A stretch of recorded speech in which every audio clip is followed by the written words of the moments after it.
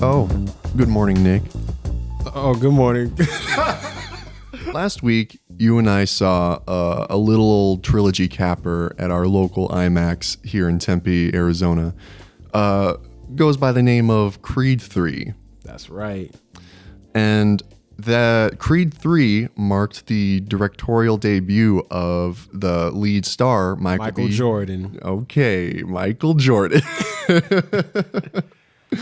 And I gotta be honest, going into this movie, I was a little nervous because I really like Creed 1 and 2. I think those are really solid. I haven't seen all of the Rocky movies, but I prefer the Creed movies over the Rocky movies.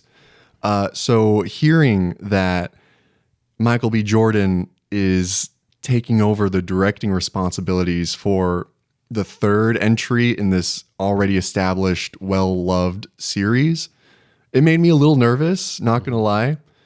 But, you know, we started getting closer to the release date, and you see the trailers, and then you see the promo with Michael B. Jackson. With Michael B. Jordan touting this is the first sports movie, I believe, to use IMAX cameras. Mm-hmm. And so, yeah, we had to see it in IMAX. And we had to, bro. I personally, it wasn't like a crazy masterpiece, but I was pretty blown away by what I was seeing. Like it was so slick and it was so confident, and it really didn't feel like the odd one out of the whole trilogy. It felt like it really learned from the other two and continued on what they had set up already. What was your thoughts on the movie? Basically the same thing. Like what you were saying when it was, I told him this before we started filming, y'all. So those were all my Nick, words. cut there. this out. But no, real talk though. I obviously when the second one had ended, it kind of seemed like, okay, well, this is the end of his story, because it was him versus Drago, and it was like, I don't know what else they can do with them. Not in a disrespectful way, but just kind of, it's like, that's what it's all been leading towards, I feel. Yeah, like. where do you go after that? But yeah, the second one, it kind of like, the second one was great. I loved it. I don't know what else they can do with the story now. And then it was announced, okay, bet Creed 3 is coming out. Mm-hmm. And, you know, like Jonathan Majors was going to be attached to it. And so it was like, oh man, like, is it going to be like, he's Apollo Creed's like oldest son, and then it's gonna be like brother versus brother, da da da. And then it was like, oh, Michael B. Jordan's gonna be directing it too. And so it was kind of like, okay, like nothing against Michael B. Jordan. I think he's awesome, honestly, but it is still like, this is a big franchise and your first time director. So exactly, yeah. Like I was kind of like, obviously I'm gonna see it. But oh yeah, I was like, hopefully it's good when I see it. Yeah, for better or worse, I'm seeing it. Yeah, I'm seeing it regardless. But yeah, like, you know, I'm watching the movie and there's not really anything that to me was like, nah, they should have just got someone else to direct it. It didn't feel like that at all. Like you said, it was confidently handled. It did not seem like it was a first time director. Yeah, that's how good this direction was, and the IMAX scenes were phenomenal. And so I respect him a little bit more. Oh yeah, as an artist now, because like as an actor, it's like, okay, bet he's cool, and yeah, he's kind of moved up from that. Now he's handling it. Yeah, he's ascending, bro. He's becoming that guy. You feel me? Like, well, going back to you brought up the IMAX sequences, and honestly, I think that was my favorite part of the whole movie. Like not because they were IMAX, even though it was great seeing it. The IMAX didn't hurt in full format. It didn't hurt at all. But I really liked Michael B. Jordan's take on the fight scenes. Fight scenes were dope. Yeah. Yeah, he said he was taking influence from anime, and you could really see it. As soon as you hear that, you're like, okay, that's what that was. That's what this is, because the slow motion, coupled with a lot of sweat flying off the back when you get punched in the stomach, bro. Exaggerated moments like that, but it didn't feel out of place or weird because it was confidently handled. He knew he was able to strike a balance between like exaggeration for like narrative effect, but it still felt like this is just a boxing match, you know? Yeah. Like there's a lot of stakes to it, a lot of personal heights to it. But this is just two dudes punching each other. Yeah, he didn't take it too far. He didn't have him like Exactly. jump up, spin around 3 times, and then like kick the dude, and then like land on his 2 fingers, Right. and then stand up. So when he said like, oh yeah, I wanted to throw some like anime influences in there. Again, I was like, okay, I'm gonna still see it. But okay, I'm gonna give you the benefit of the doubt. Right, but right. And you watch the movie, and yeah, it's like, oh, this is what he meant. But again, it was still grounded, and it was still very personal. You know what I mean? It was a very the whole personal movie story. is personal. Yeah. I feel like the anime influences in the fight scenes kind of added to that more personal touch, because it's like, I don't know if this is a spoiler, but it's like you see kind of where each character is coming from. You know what I mean? So like you see the humanity in both characters, and it was like, okay, man, he did his thing with that. And I like it. I thought it was a good movie, and again, for a first time director in such a huge franchise, like that's huge, man. I think this one was the most expensive to make too. And so just IMAX cameras. Yeah. And that's another thing, just being so like confident that you debut with IMAX cameras. And for those of you who don't know, IMAX cameras are a pain to shoot with, money wise, and just they're huge. They're huge machines. But they're the best to look at. Oh yeah, like subjective, but yeah. So I was really Creed 3, like now we have a great solid Creed trilogy. Like we're good. But I think a week before Creed 3 even came out, we were hit with some, I don't know if it was official or if these statements made it official, but we were hit with some statements about, Creed 4 coming soon, in the works, it's going to happen. And seeing how Creed 3 ends, we have some takes on where this could go. Do you want to go first? Yeah, for Creed 4, it kind of feels so like, this is not a spoiler, y'all, because they set up in the second movie, you saw in the trailers.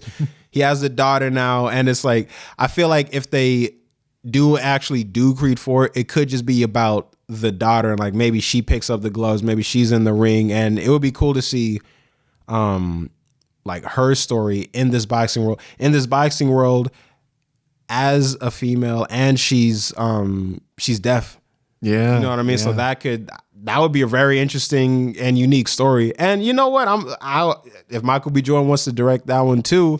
I was just kind of assuming he would, because I feel like this is his franchise at this point, you know? I hope he does. I kind of hope he does, man. Or, oh man, if Kugler came back, that'd be cool. Ooh, that would be cool.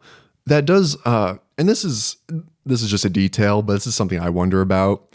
Would it be called Creed 4? Or would it be called like Creed the Way of Water? I don't know. Creed, a New Legacy. Hey, that's kind of hot.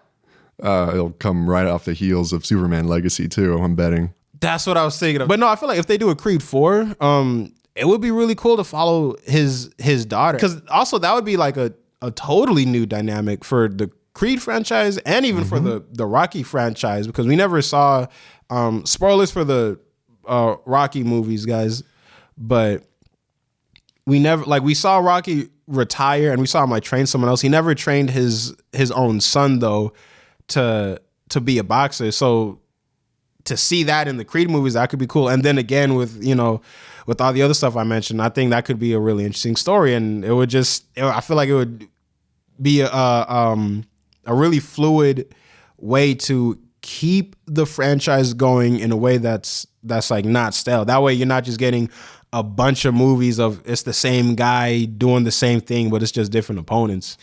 Yeah, no, I completely agree. This would be like a super, super natural way to continue the franchise and kind of honor the and the theme of the franchise. Because going back to what you said about legacy, like this whole franchise is kind of about legacy, his father's legacy. And now if they go with his daughter, it'll be her father's legacy that she's continuing, all under the Creed name.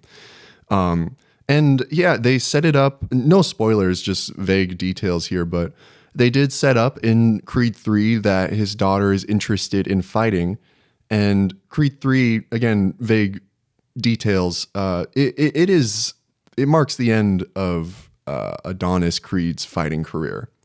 In one way or another, we won't spoil it, but it would be really cool, really natural, because you could keep all the characters there, but the story just shifts focus, you know? So like you don't give the audience whiplash, like entire new cast. No, you move on to the daughter.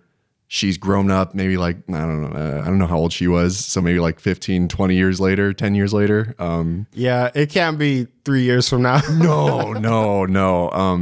Yeah. Can you imagine? She's like 10 years old, but the fight scenes are just as brutal and just as kind of like emotionally heavy as all the other ones were. And it's like, it's more so. Yeah, and you just have Michael B. Jordan training her because he showed interest in training her in Creed 3. And I don't know if she would get her own trilogy, but at least continue one movie because it's a plot line that's set up, and they set it up really naturally. I personally like the idea and concept of trilogy. So if she gets her own movie and it is really good, then I would say like, yeah, give her 2 more after that. Yeah, like why not? If we're gonna grow up with her, that's like a really easy format to put a trilogy around. You start out with the young days, you go into like maybe the prime, and then when she's 50 years old and it's like, man, I gotta retire. Then you give her like a Logan style third movie, and then that's how you end it. No, because you bring up an interesting point when you say like maybe it's like 10, 15, 20 years later. Would you still bring back Michael B. Jordan and Tessa Thompson to play Adonis and Bianca and just put them in like slightly like older makeup, or would it be like we got to recast? Because sometimes, this is just me, if it's like when I'm watching a movie or a television show and the character is roughly 10 years older and it never feels like they're actually 10 years older. It seems like you just got the same person and said 10 years later, but they look exactly the same. But then if you try to put like old makeup on them, right, then it just looks kind of weird. Kind of like the Dark Knight Rises Christian Bale, like doesn't age at all in that time skip. Well, that one, I think that one's like a little bit more organic because he did look a little bit like sickly. I think it might have been a combination of the way his facial hair was, and like he did have some grays on this side, and it was like, okay, so he doesn't look. If they were able to do something like that, where it's like, yeah, they wouldn't age too much in this amount of time, but there are subtleties that kind of show you time has gone on. If they're able to do it like that, then sure. But because sometimes again, like you put like the little like the wrinkles around the eyes, the crow feet, it doesn't look good. You can't give them gray hair because I'm gonna take it there. Black don't crack, so they wouldn't be having all these gray hairs just 10 years from now, unless they were just living some crazy ass Obi-Wan Kenobi life. You know what I mean? Right. When did the first Creed movie come out? The first Creed movie came out in 2015. So that took them 8 years to do 3 movies. Okay, so let's say the next Creed comes out in 3 years because they need to find a new actress, find the story, blah blah blah. What? You know what would be really, really interesting? What? If the story takes place 10 years in the future, but they actually waited that long to make the movie. That way, when the actress grows up and she's actually 10 years older, actress. You Okay. do something like that, and then that way, also, you don't really have to age up Michael B. Jordan and Tessa Thompson because it's like, well, it's literally been this long, and you'd be able to see the changes, I'm sure, as subtle as they might be, and it still wouldn't seem weird. Like, I know, I hear what you're saying. I don't think that's gonna happen. Do it, Hollywood. Because there was like one movie, literally it was Boyhood or something. Yeah, it didn't take them this long to make it. They were making it for this long, and like I'm not saying they should do that with every movie or every franchise.